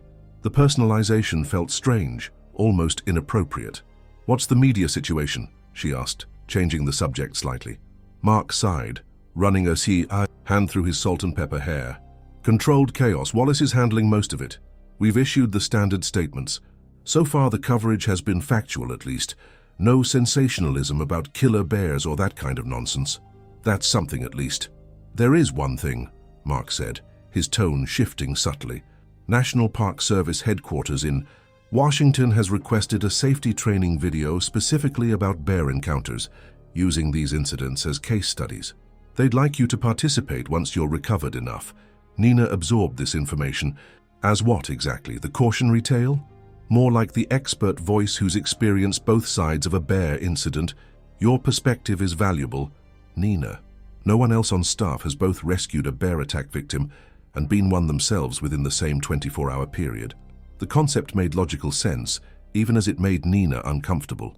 Her job had always involved public education, leading interpretive hikes, giving talks at the visitor center, developing safety materials. But those activities had positioned her as the knowledgeable ranger, not the injured victim. This would be different. "I'll think about it," she promised, not ready to commit either way. The conversation shifted to lighter topics as they finished. Dinner. Lisa, a botanical researcher who specialized in alpine tundra ecosystems, shared amusing stories about her graduate students' recent fieldwork mishaps. The normalcy was comforting, allowing Nina to momentarily set aside the weight of her experience. After dinner, they moved to the living room, where Nina found herself sharing the details of both bear encounters more fully than she had during the official debriefings. There was something therapeutic about recounting the experiences to friends who understood the realities of working in wilderness, who wouldn't react with horror or morbid fascination. The strangest part, she admitted as the evening grew late, was how time seemed to stretch. The actual attack probably lasted less than 30 seconds, but in my mind, it feels like it went on much longer. Mark nodded. "That's common in high-stress situations. Your brain processes information differently, creates more detailed memories easily than she expected. Her body's need for healing overwhelming any lingering anxiety or discomfort." The next few days established a rhythm of recovery. Nina spent most of her time at Mark and Lisa's, resting and gradually regaining strength. Her parents called daily, their concern evident even across thousands of miles. Nina downplayed the severity of her injuries to spare them unnecessary worry, knowing they would fixate on the dangers of her job rather than understanding its rewards. By the 4th day, cabin fever had set in. Nina convinced Mark to drive her to park headquarters, arguing that a change of scenery would aid her mental recovery. In truth, she needed to reconnect with her professional identity, to feel like Ranger Patel again, not just an invalid. Headquarters was housed in a large log building that served as the administrative center for the park's operations. As Nina entered, supported by Mark, she was met with a chorus of greetings from fellow staff members. Word of her arrival had clearly spread, and rangers, interpreters, and administrative personnel alike emerged from offices to welcome her back. "There, she is, our bear whisperer," called out Tomas Rodriguez, the EMT who had helped airlift Michael Thornton. Nina managed to smile. "Pretty sure I need to work on my whispering technique." The bear didn't seem to listen very well. Laughter rippled through the gathered staff, breaking the initial tension. Nina found herself surrounded by colleagues, expressing genuine concern and relief at her recovery. The support was touching, if slightly overwhelming. Catherine Wallace, the park superintendent, emerged from her office to join the impromptu gathering. In her mid-50s, Wallace was a career Park Service employee who had worked her way up from seasonal ranger positions to leadership roles. She commanded respect without demanding it, her practical experience and evident passion for national parks earning her the loyalty of those under her supervision. "Nina," she greeted, her handshake firm but careful of Nina's injured state. "Good. To see you up and about. When you're feeling up to it, I'd like to speak with you privately." Nina nodded, curious about what the superintendent wanted to discuss. After spending some time catching up with colleagues, she made her way to Wallace's office, where the superintendent was reviewing documents at her desk. "Take a seat," Wallace invited, gesturing to a chair positioned for easy viewing of Denali's peek through the office window. "How are you really doing?" "Physically, I'm on track," Nina replied honestly. "The pain is manageable, and the doctor says the collarbone is aligning well. Mentally," she hesitated, considering her words carefully, "I'm processing. It's strange being on this side of an incident." Wallace nodded understandingly. "That's to be expected. Take whatever time you need. Your position will be waiting for you when you're cleared to return." "Thank you. That means a lot." The superintendent leaned back in her chair, studying Nina thoughtfully. "Mark mentioned the safety video project to you?" "He did. I want to be clear that there's no pressure to participate. Your recovery comes first, but if you're willing, your perspective would be invaluable. Too often, these educational materials are produced by people who've never actually experienced what they're talking about." Nina considered this. "When would filming happen?" "Not for at least a month. We're still in the planning stages, and they'll work around your recovery timeline." Wallace paused. "There's something else I wanted to discuss with you once you're further along in your recovery. An opportunity that might interest you." Nina raised an eyebrow questioningly. "The National Park Service is expanding its urban outreach programs. They're looking for experienced rangers to help develop educational initiatives in metropolitan areas, bringing wilderness awareness to people who might never visit places like Denali." "Urban outreach," Nina repeated, surprised by the direction of the conversation. Wallace nodded. "Based in Seattle initially with travel to other West Coast cities, the position would involve developing curriculum, training urban park staff, and creating public programs. Your background in wildlife biology and your interpretive skills would be perfect." Nina's mind raced to process this unexpected proposition. An urban assignment represented a significant departure from her backcountry focus. Yet something about the idea resonated. Perhaps the timing, coming as it did when her relationship with wilderness had been complicated by personal experience.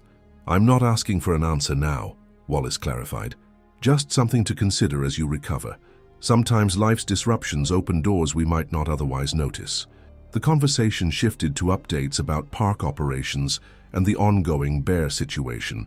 The wildlife team had successfully housed the bears away from the developed areas, and no further incidents had occurred. Michael Thornton had been discharged from the hospital and had returned to his home in Minnesota, where he was expected to make a full recovery. By the time Nina left headquarters, her mind was buzzing with new possibilities. The urban outreach position represented a path she'd never considered, a way to remain connected to the Park Service mission while stepping back from the physical demands and risks of backcountry work. The very idea would have seemed absurd to her a week ago. Now it warranted genuine consideration. Back at Mark and Lisa's house, Nina retreated to the guest room with her thoughts.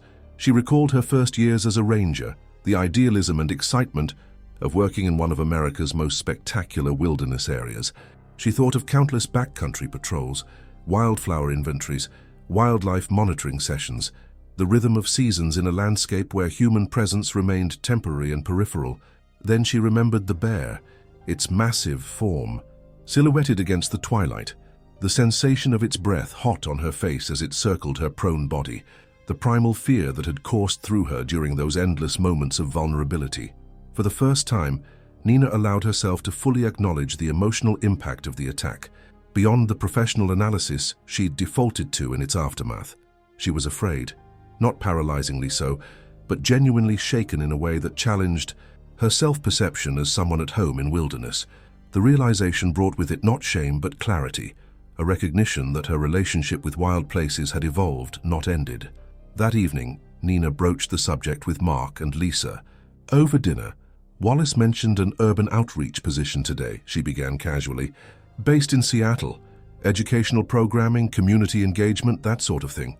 Mark's fork paused halfway to his mouth. "She's recruiting you for that. I heard they were looking for experienced interpretive rangers, but I didn't think you'd be interested." "I wouldn't have been before." Nina didn't need to specify the dividing line in her personal timeline. Now, I'm not sure. It might be a good change of pace while I figure things out. Lisa studied her thoughtfully. It's not running away if it's moving towards something that interests you. Is it the education aspect that appeals to you? Nina considered this.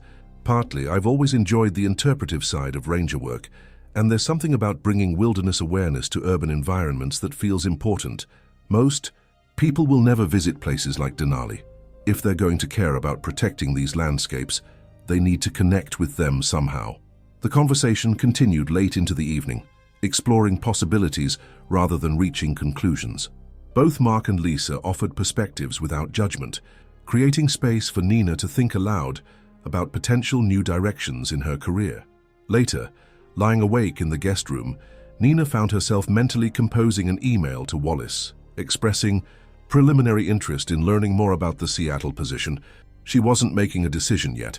Her body needed more healing, her mind more processing, but she was opening a door to a different future than the one she'd envisioned just a week earlier. The following morning, Nina woke with renewed purpose. After breakfast, she asked Mark to drive her to her cabin so she could collect some personal items and check on her space.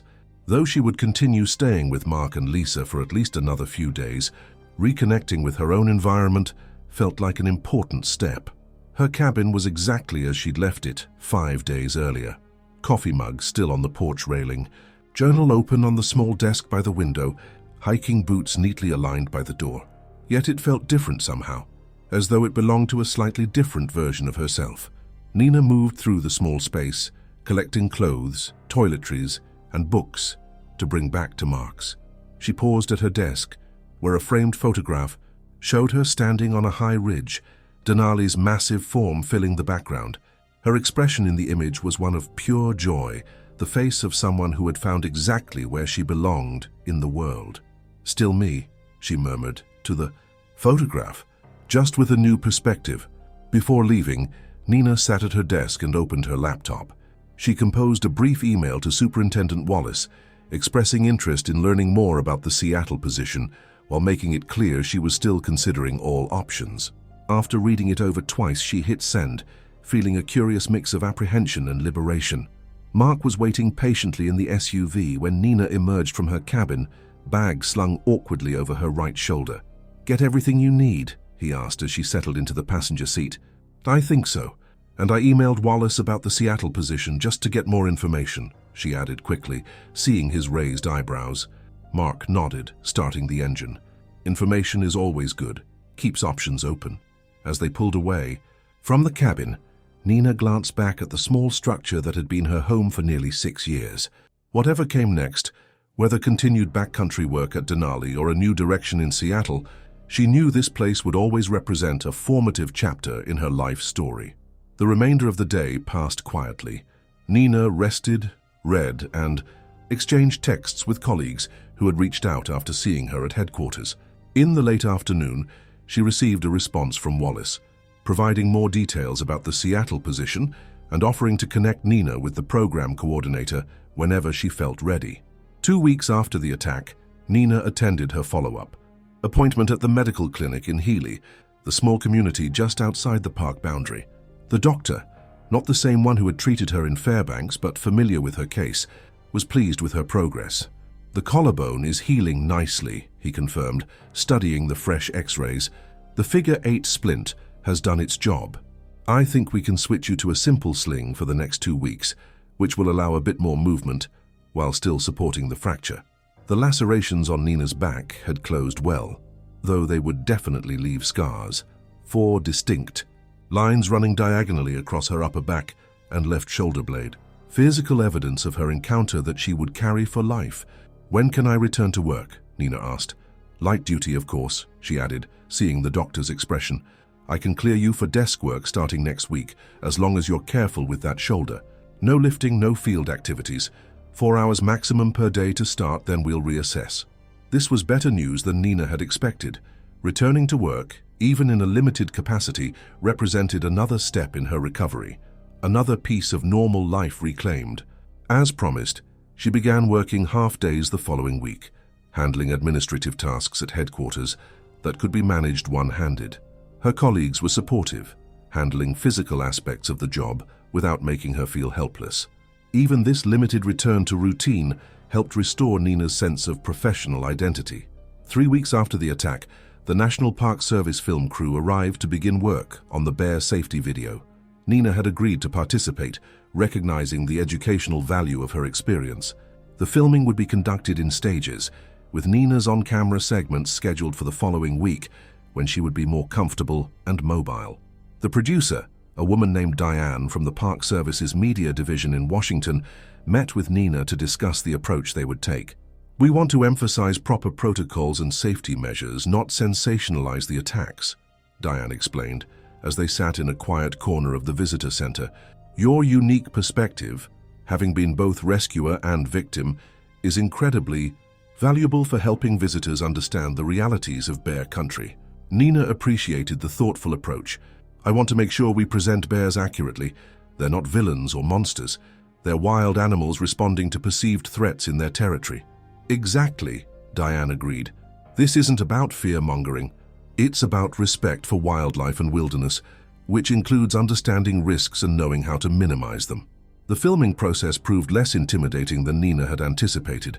The crew was professional and respectful, allowing her to take breaks when needed and reworking questions if her initial answers felt too clinical or too personal. They filmed at various locations around the park's developed areas, careful to avoid disturbing wildlife or visitor experiences. For her on-camera segments, Nina wore her ranger uniform, a conscious choice that positioned her as a professional rather than a victim. She spoke candidly about both bear encounters, describing the technical aspects of the rescue operation and her own attack with equal composure. "The most important thing to understand about bear encounters," she told the camera, during the final interview segment, "is that they're extremely rare, especially considering how many people visit bear country each year. When they do occur, they're almost always defensive in nature. The bear is protecting cubs, a food source, or its territory. By giving bears space, making noise while hiking, carrying bear spray, and knowing how to respond if you do encounter one, you can significantly reduce already low risks." The producer seemed pleased with the footage. "This is exactly the balanced message we want to convey, not downplaying the potential danger, but putting it in proper perspective." By the time filming concluded, Nina had made her decision about the Seattle position. After multiple conversations with the program coordinator and careful consideration of her options, she decided to accept the assignment, initially as a 6-month detail with the possibility of extension. When she informed Wallace of her decision, the superintendent was supportive but not surprised. "I think this will be good for you, Nina, not just professionally, but personally. Sometimes we need to step back from a place to reconnect with what drew us there in the first place." Mark and Lisa hosted a small gathering to celebrate Nina's recovery and new assignment. The collarbone had healed enough that she no longer needed even the sling, though she still had some pain and limited range of motion that would improve with continued physical therapy. The claw marks on her back had faded to pink lines that would eventually become white scars, physical reminders of her Denali experience. The party was attended by close colleagues who had supported Nina throughout her recovery. Dave Whitehorse, who had been part of the team that found her after the attack, presented her with a carved wooden bear, a traditional gift among rangers who had survived wildlife encounters. "To remind you what you're made of," he told her as she accepted the carving. "Not many people can say they've gone toe-to-toe with a grizzly and lived to tell about it." Nina examined the carving, a grizzly standing upright, beautifully detailed, but not menacing. "I'll keep it on my desk in Seattle, a reminder of where I came from." Later in the evening, as the gathering was winding down, Tomas pulled Nina aside. "Have you heard the latest about your hiker, Michael Thornton?" Nina shook her head. She'd received updates about his medical recovery, but hadn't stayed in contact. "He's written a book about his experience. Well, not a whole book. It's part of a collection of survival stories. His agent contacted the park about permissions and fact-checking." Nina raised her eyebrows. That was fast. Apparently these kinds of experiences sell. The publisher is marketing it as Grizzly Encounter, Death and Survival in America's Last Frontier, or something equally dramatic. The news gave Nina pause. While she understood the human fascination with survival stories, she felt protective of the bear's image.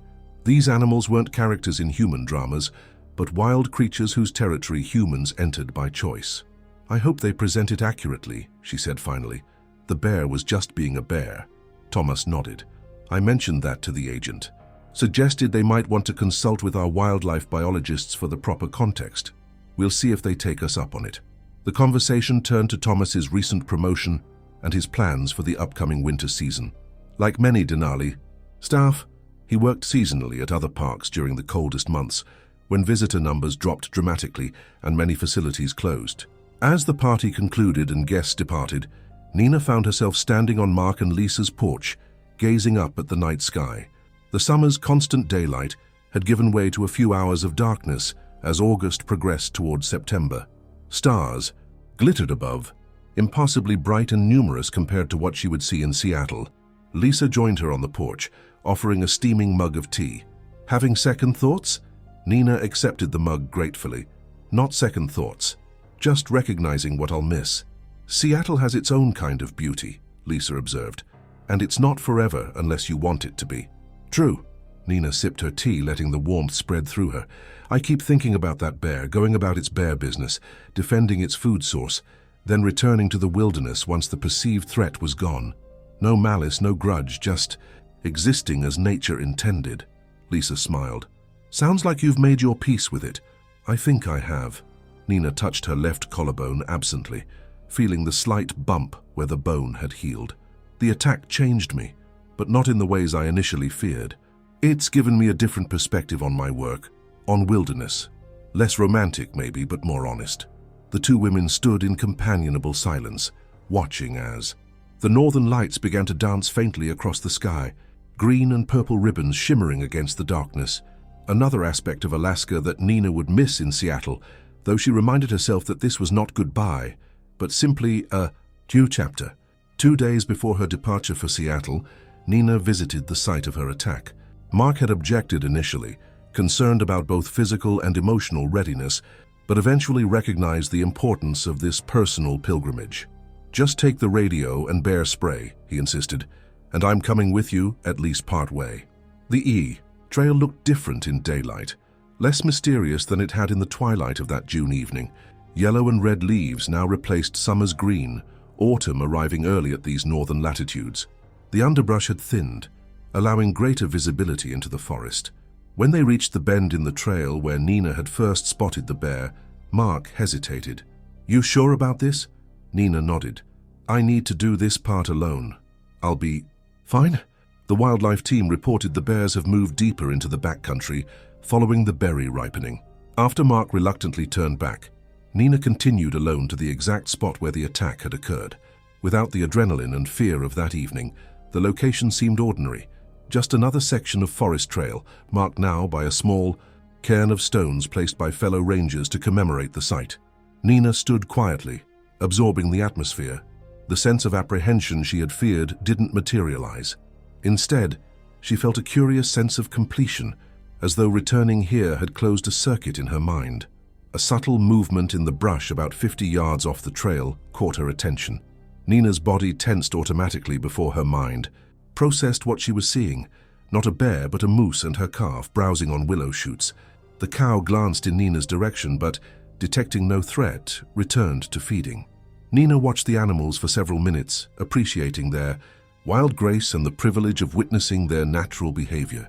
This was the essence of what had drawn her to Denali in the first place, the opportunity to observe wilderness unfolding according to its own ancient rhythms, human presence merely incidental to its processes. When she finally turned to leave, Nina felt lighter somehow. The attack would always be part of her story, but it no longer defined her relationship with this landscape. Like the physical scars on her back, it had become integrated into her experience, visible but not dominant. Her final evening in Denali, Nina walked to a small ridge behind the ranger housing area, a spot that offered sweeping views of the Alaska Range. The mountain itself was visible, its massive form catching the late afternoon light. She stood alone, saying her private goodbyes to the landscape that had shaped so much of her adult life. As the sun began its slow descent toward the horizon, Nina thought of the bear one last time, not as an attacker, but as a fellow inhabitant of this vast wilderness. each of them moving through the landscape according to their nature. Their paths had crossed momentarily, altering both trajectories before diverging again. The bear had walked away after their encounter, returning to its wild existence. Now Nina would do the same, carrying with her both visible and invisible marks of their meeting, heading toward a future that honored rather than feared the wildness that connected them. The wind shifted, bringing with it the scent of spruce and approaching autumn. Nina took a deep breath, filling her lungs with Denali air one more time. Tomorrow would bring Seattle urban parks and new challenges, but this moment, this landscape, would remain within her, wild and untamed, a permanent wilderness of the heart.